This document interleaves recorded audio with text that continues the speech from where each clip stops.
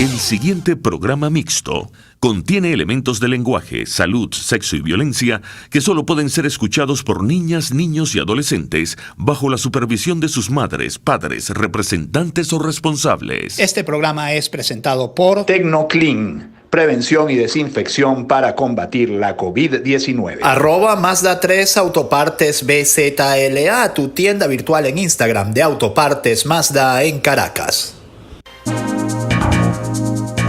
Informe RCR presenta Titulares de la Mañana con Pedro García Otero.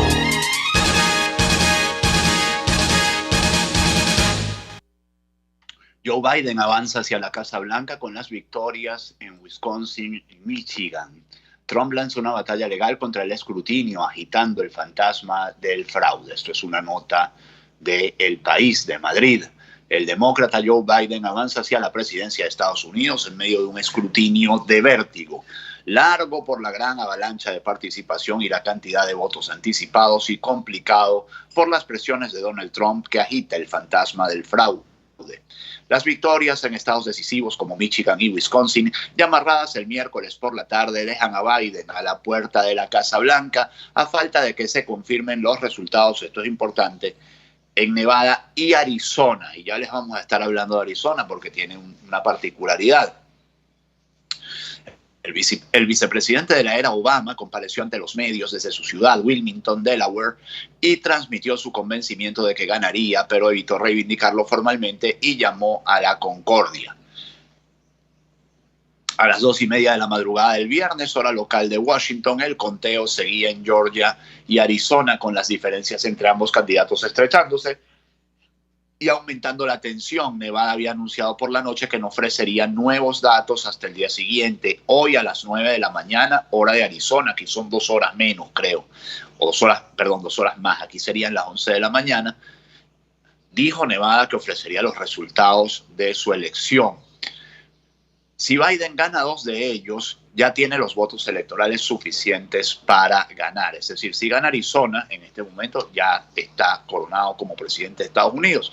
Mientras manifestantes a favor del conteo de votos y contrarios a esto, espoleados por las acusaciones del presidente, se concentraron ante los centros electorales de grandes ciudades, varias grandes ciudades como Minneapolis o Nueva York. En Phoenix, Arizona, algunos seguidores de Trump, horror, protestaban armados con fusiles.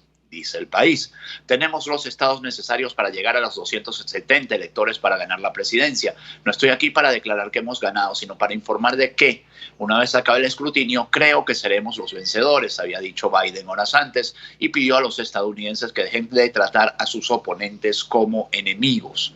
No somos antagonistas, lo que nos hace estadounidenses es mucho más fuerte de lo que nos separa, añadió. Fue un breve discurso en línea con este mensaje en el que ha basado el corazón de su campaña, en el de que, más allá de los programas económicos o medioambientales que propone, es el presidente que quiere curar las heridas de un país fracturado socialmente y atravesado por una grave crisis económica y sanitaria, y como vemos ahora, también amargamente dividido en relación con la política. El País tiene en este momento, en que cargue su pantalla electoral, tiene a Joe Biden con 250 y algo de votos. Está tardando en cargar un poco el mapa electoral de los Estados Unidos.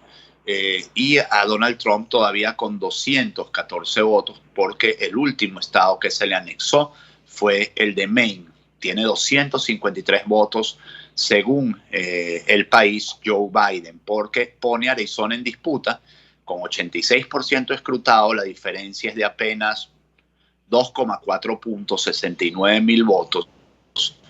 Ya le otorga Wisconsin y Michigan. En Wisconsin le saca 2,5 puntos también Biden a Trump, con 98% escrutado, y en Michigan,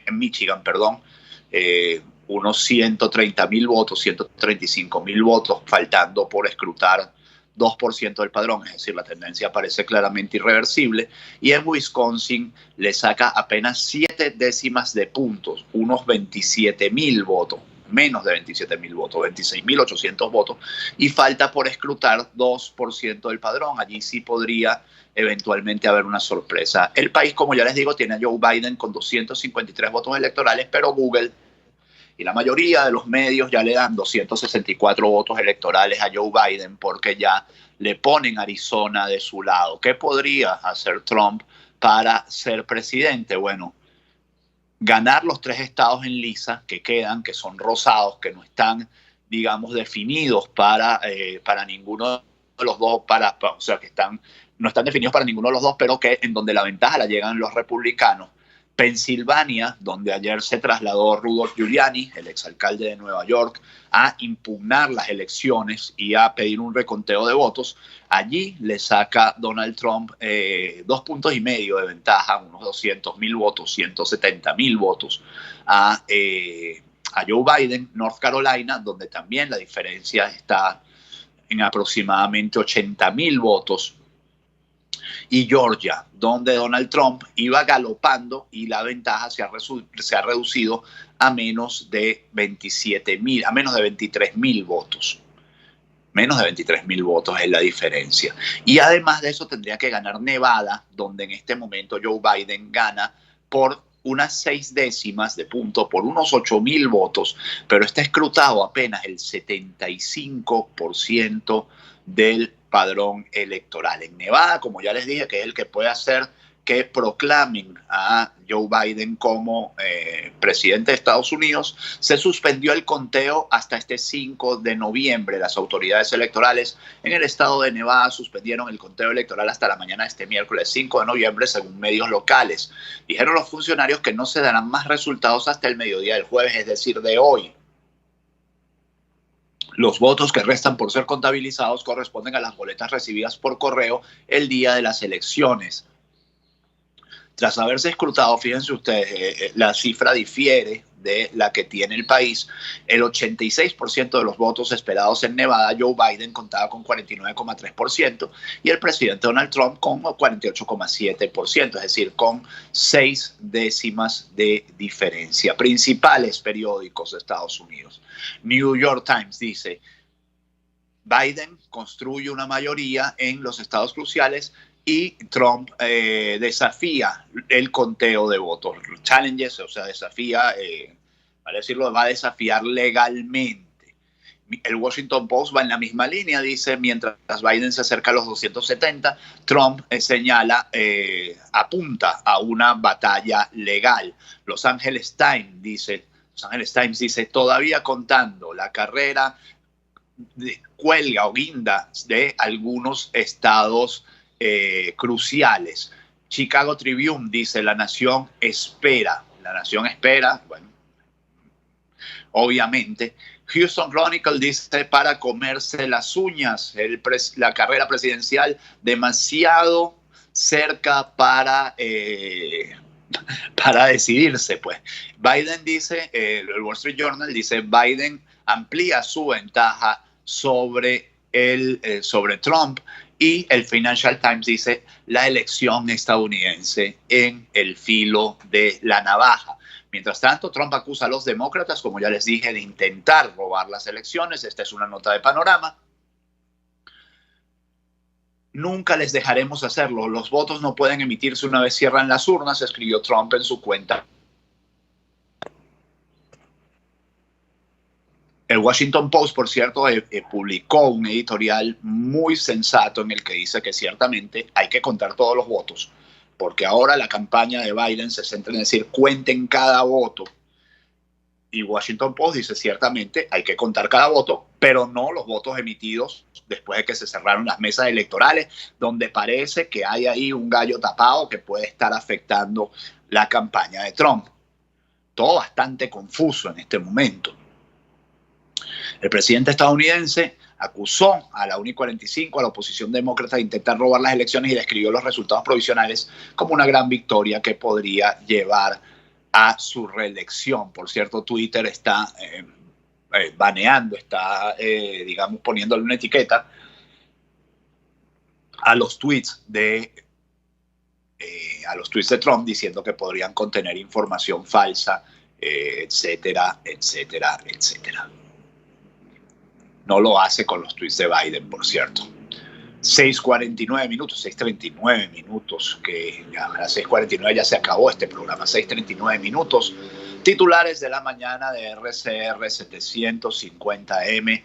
Lo hacemos entre Jaime Nestares en la dirección de la estación, Marilia García en la producción, Jackson Vargas en la coordinación de información, César Arteaga en los controles, quien les habla, Pedro García Otero. Y ahora nos vamos a dedicar a información local, pues superado el tema Estados Unidos, arrancamos con información relativa a Venezuela. El canciller iraní llegó a Caracas para afianzar alianzas, llegó ayer a las 3 de la mañana, yo a las 6 de la mañana no me había enterado, por eso no se los dije ayer. Un tuit de Jorge Arreaza da cuenta de la llegada del canciller iraní a Caracas. Cada visita de alto nivel profundiza nuestra alianza estratégica, nuestra hermandad, escribió el canciller Jorge Arreaza en su cuenta de Twitter. A las 3:45 de hoy miércoles recibimos al hermano canciller de Irán, @JSarif. Cada visita de alto nivel profundiza nuestra alianza estratégica, nuestra hermandad, escribió el ministro de Relaciones Exteriores venezolano Jorge Arreaza en la red social Twitter, en la que publicó un video de la llegada del responsable iraní. Quiere decir que, bueno, Irán es el más reciente de los socios de la revolución bolivariana. Poco a poco todos se han ido cansando de la revolución bolivariana, especialmente los que han puesto real. Cuba no se cansa porque no pone real, pues recibe real. Entonces Cuba no se cansa, pero Rusia se ha ido cansando, China se ha ido cansando, bueno, ahora le toca a Irán. Dice la nota de Panorama, Irán es junto a Cuba, Rusia, Turquía y China uno de los principales aliados del presidente venezolano Nicolás Maduro. Los dos países son considerados enemigos jurados del actual gobierno de Estados Unidos. Irán sancionada por Estados Unidos, no creo que eso vaya a cambiar con Joe Biden. Y además ha abandonado el acuerdo, Estados Unidos ha abandonado el acuerdo internacional sobre el programa nuclear iraní por considerar que no bastaba para impedir que Teherán se dotara de un arma atómica. Maduro rehúsa entrar en el problema electoral de Estados Unidos y pide reciprocidad. Dijo que en Venezuela los resultados de las votaciones se conocen el mismo día.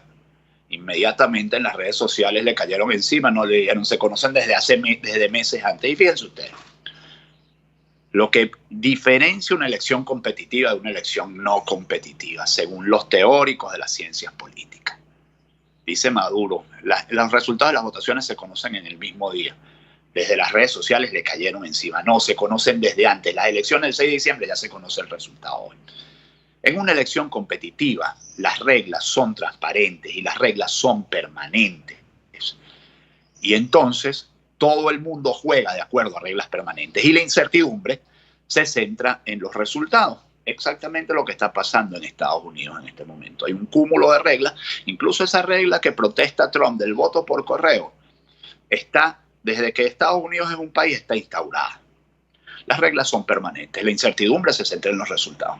Aquí nos mueven la fecha de las elecciones, nos mueven el número de diputados, nos mueven las condiciones, deciden qué partidos políticos participan y qué partidos políticos no participan. Es decir, las reglas no son permanentes, las reglas son inciertas.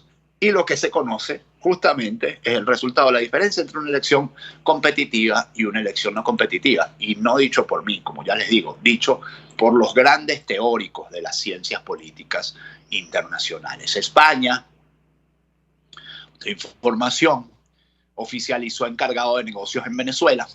El Ministerio de Asuntos Exteriores de España oficializó este miércoles 4 de noviembre la designación del embajador Juan Fernández Trigo, quien se encontraba al frente de la delegación de su país en Cuba, como encargado de negocios con cartas de gabinete en la representación diplomática en Venezuela. Según el Boletín Oficial del Estado, BOE, similar a la Gaceta Oficial, organismo que también expidió un documento en el que cesa definitivamente en funciones. Las funciones en nuestro país del embajador Jesús Silva destaca tal cual. Vengo en disponer el cese de don Jesús Silva Fernández como embajador de España en la República Bolivariana de Venezuela, agradeciéndole los servicios prestados, reza la corta misiva firmada por la canciller Arantxa González Laya. Buen recuerdo deja Jesús Silva en Venezuela, un embajador comprometido con la causa de la democracia, además comprometido con la causa de la ayuda a los españoles que viven en Venezuela, muy activo en la defensa de los derechos de los españoles que viven en Venezuela. Ahora entra Fernández Trigo, quien viene de ser embajador en Cuba, lo cual da que sospechar. Fernández Trigo es abogado, ingresó a la carrera diplomática en 1986 y ha estado destacado en las misiones diplomáticas de España en Vietnam, Cuba y Haití. Le ha tocado puro sitio difícil. Además ejerció como consejero de la representación permanente de España ante la Organización de Naciones Unidas, bueno, un descansito en Nueva York, y jefe de delegación del Servicio Europeo de Acción Exterior para Uruguay también, otro descansito entre destinos conflictivos. También asumió por un tiempo la coordinación de la Consejería de Asuntos Exteriores y Transparencia de la Generalitat de Cataluña y organizó el viaje de los Reyes de España a Cuba en noviembre de 2019, refiere Radio COPE. Estos movimientos diplomáticos se dieron luego de registrarse la salida del político venezolano Leopoldo López de la Embajada de España en Venezuela, tras permanecer año y medio en calidad de huésped después de haber participado en el fallido alzamiento militar del 30 de abril. Ya se ha explicado que el hecho de que venga como encargado de negocios y no como embajador obedece a que el gobierno español no quiere que el régimen de Maduro tenga que reconocer, tenga que darle placer, no quiere reconocer al gobierno de Maduro. Y si llega Fernández Trigo como embajador, tiene que obtener el placer, la buena pro del gobierno, del régimen de Nicolás Maduro. Entonces, como encargado de negocio, sencillamente viene sin cumplir con ningún trámite ante el Estado venezolano. Fedeagro alerta, y esto es información importante y preocupante, Fedeagro alerta sobre reducción de siembras de maíz y arroz. Señaló que las conversaciones con las autoridades, cuando no es Pascua en diciembre, han sido escasas. Roberto Latini, director del rubro de arroz y maíz de Fedeagro, explica que la situación año tras año empeora por la imposibilidad de tener acceso a los recursos, la falta de financiamiento bancario. En Venezuela el sistema bancario sencillamente desapareció, se lo comió la hiperinflación y varios inconvenientes que hacen imposible llevar la producción a los niveles que se requieren. Por cierto, cuando se habló de abrir cuentas en dólares y tal, de empezar a dolarizar la banca venezolana, bueno, se tropezó nuevamente con Sudeban, una de estas facciones que hay en el régimen. Bueno, una facción dice sí, abran cuentas en dólares, otra facción dice no, pero no las pueden abrir porque primero tienen que hablar con nosotros y vamos a ver cómo nosotros nos metemos en el negocio también. Lamentablemente, el gobierno, aunque lo veamos menos que la oposición, está tan dividido como la oposición o más. Y hay gente en muchos aspectos tirándole las cabras para el monte, sobre todo cuando Maduro quiere hacer reforma económica, le tiran las cabras para el monte a Nicolás Maduro. Una reforma económica también al estilo de Maduro, para él y para sus amigos, ¿no? Pero bueno, pero es todavía un poquito mejor que lo que tenemos en este momento. Actualmente se está recolectando la cosecha de lo que se logró sembrar en maíz y arroz en 2020. Sin embargo, aunque no hay cifras específicas de ello, el panorama con los datos de siembra indican una fuerte reducción de la superficie de cultivo.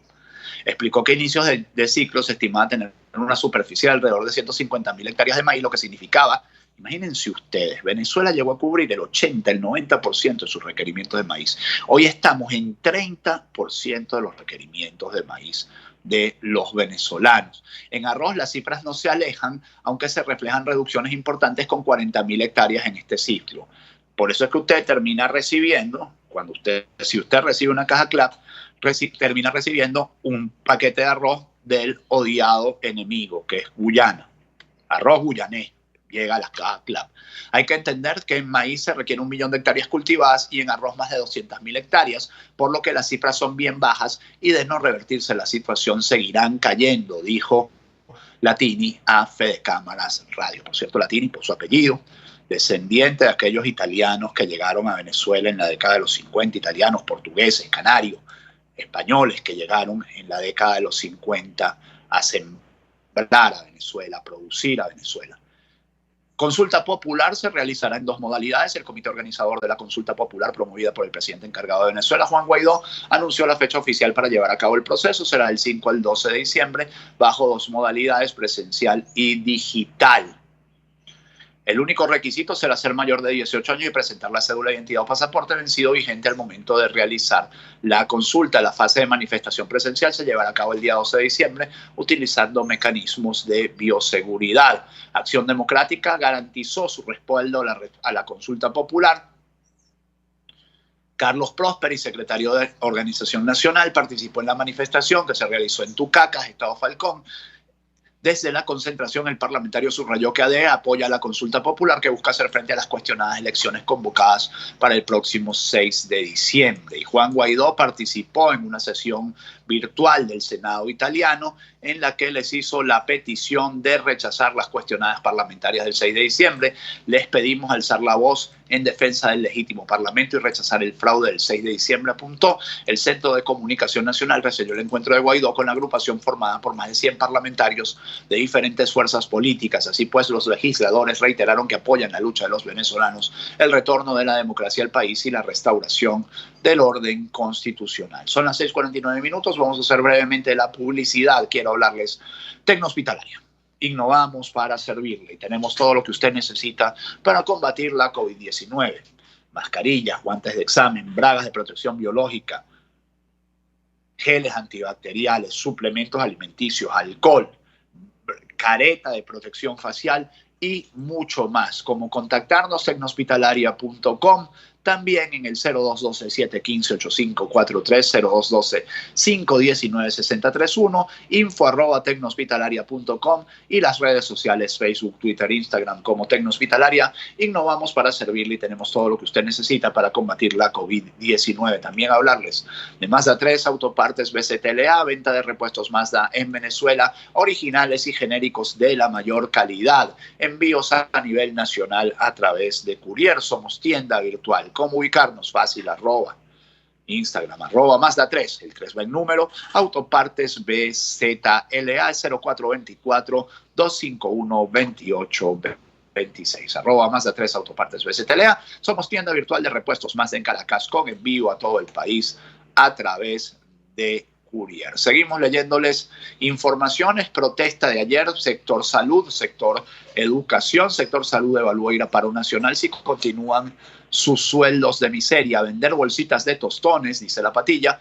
resulta más rentable para un trabajador del sector salud que laborar en un centro de salud pública en Venezuela. Esto lo afirmó una trabajadora del Hospital del Algodonal en Caracas durante una manifestación que realizó el sector salud este 4 de noviembre, donde exigían condiciones laborales, un sueldo ajustado a la realidad del país y protección contra el COVID-19. En este sentido, indicaron que además de protestar constantemente, evalúan ir a paro nacional si no obtienen respuestas prontas. Sigo leyendo información. 380 nuevos contagios, total nacional a 93.480. Ahora les dio por poner 380 todos los días. Es increíble lo estable que es el coronavirus en Venezuela. El virus más estable en el mundo es el de Venezuela. Por eso es que a uno les cuesta creerles, mano. El miércoles 4 de noviembre en el país se detectaron 380 nuevos casos, 345 de transmisión comunitaria y 35 importados. Lara y Táchira fueron las más entidades, según Freddy Ñáñez, ministro de Comunicación, a lo largo de 8 meses, porque ya vamos por 8 meses de la tragedia del coronavirus a nivel mundial. A lo largo de 8 meses, ¿saben cuántas veces ha dado el ministro de Salud el reporte diario de los casos de COVID en Venezuela? Tienen un número, se los pregunto a ver si la gente me responde en YouTube. Vamos a ver, nadie me está respondiendo en YouTube porque esto tiene un delay en YouTube. Bueno, pero ¿saben cuántas veces ha dado el ministro de Salud el reporte del COVID-19 en Venezuela? Una vez. Una vez. Complicado creer. Bueno, sigo leyendo. Perú registró una segunda muerte por difteria. Preocupante, declaró alerta epidemiológica. Perú ha declarado la alerta epidemiológica a nivel nacional por difteria después de confirmar la segunda muerte en Lima y lanzó una campaña de vacunación que se ejecutará en paralelo a las acciones de prevención por la pandemia de COVID-19. El Hospital Cayetano Heredia notificó el martes el caso de una mujer de 69 años que falleció por una complicación respiratoria y que al ser sometida a una prueba de laboratorio se detectó el agente de la difteria, el Corynebacterium. Fíjense, es una coronabacteria, el Corynebacterium diphtheriae, el que está atacando a esta persona. Además, señaló el Instituto Nacional de Salud que la paciente tenía un cuadro clínico crónico de otra enfermedad. Más información sobre el coronavirus. Eliminan requisitos de prueba PCR para viajeros que ingresan a Colombia. Las autoridades colombianas anunciaron este miércoles que ya no exigirán una prueba PCR de COVID-19 a los viajeros que deseen ingresar al país por vía aérea, como lo habían estipulado el mes pasado, cuando se reanudaron los vuelos internacionales, informaron fuentes oficiales. Los requisitos previos al vuelo son, en primera medida, no presentar fiebre o síntomas respiratorios asociados al COVID-19. De igual manera, se impedirá el abordaje a aquellos viajeros que no hayan diligenciado previamente la aplicación CheckMig, expresó el director encargado de epidemiología y demografía del Ministerio de Salud, Julián Fernández Niño. Se hará seguimiento a todos los pasajeros que ingresen a Colombia y las aerolíneas deberán informar a los viajeros que al llegar a Colombia serán objeto de seguimiento por parte de su asegurador, Secretaría de Salud, a través del Centro de Contacto Nacional de Rastreo. Sigo leyendo algunas informaciones más. Sectores de Guarenas y Guatire estuvieron sin luz durante 16 horas. La periodista Lic Rodelo Ruidíaz explicó en su cuenta de Twitter que Corpoelec hace reparaciones en la subestación Santa Cruz de Guarenas. Sectores de Guarenas y Guatire estuvieron 16 horas sin luz. En algunas zonas como Nueva Casarapa, el servicio eléctrico falló a las 10:30 am del miércoles y regresó a las 2:30 am de este jueves. Y para cerrar, 6:54 minutos, una de las historias de horror que involucran cada vez a personas más jóvenes en Venezuela. Terrible lo que está pasando con la muerte de personas mayores en Venezuela a mano de sus hijos o de sus nietos para apoderarse de sumas que en el fondo terminan siendo irrisorias o para quedarse con casas. Terrible lo que está pasando. Planificó la muerte de sus padres, pero asesinaron a un amigo. Un joven de 17 años contactó a los asesinos, quienes le arrebataron la vida a un mecánico amigo del papá del adolescente. Sucedió en Caracas. La nota está bastante confusa, pero se las voy a leer de todas maneras. El 6CPC informó que quedó esclarecido el asesinato del mecánico José Miguel Iriarte Rodríguez, 42, ocurrido en el Valle, Caracas. Por el crimen ocurrido el 18 de mayo, hay un detenido quien confesó que lo contactó un adolescente de 17 años. El comisario Douglas Rico, jefe del 6CPC, indicó que las investigaciones realizadas por funcionarios del Eje de Investigaciones de Homicidio Central permitieron conocer que Iriarte, en una mala jugada del destino, fue asesinado en la vivienda de un amigo que le había dado hospedaje debido a que presentaba problemas familiares. Rico precisó que Iriarte se encontraba en la vivienda cuando acudió Yarfran o Gabriel Contreras Roa y un hombre por identificar, siendo sorprendidos por el mecánico que fue atacado por un cuchillo. Al detener e interrogar a Yarfrayan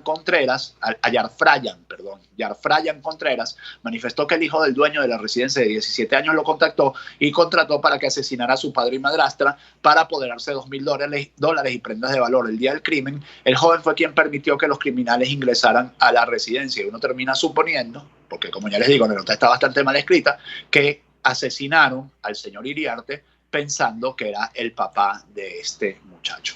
6:56 minutos, que este 5 de noviembre sea todo lo que ustedes esperan de él. Si Dios quiere, nos encontramos mañana. Chao.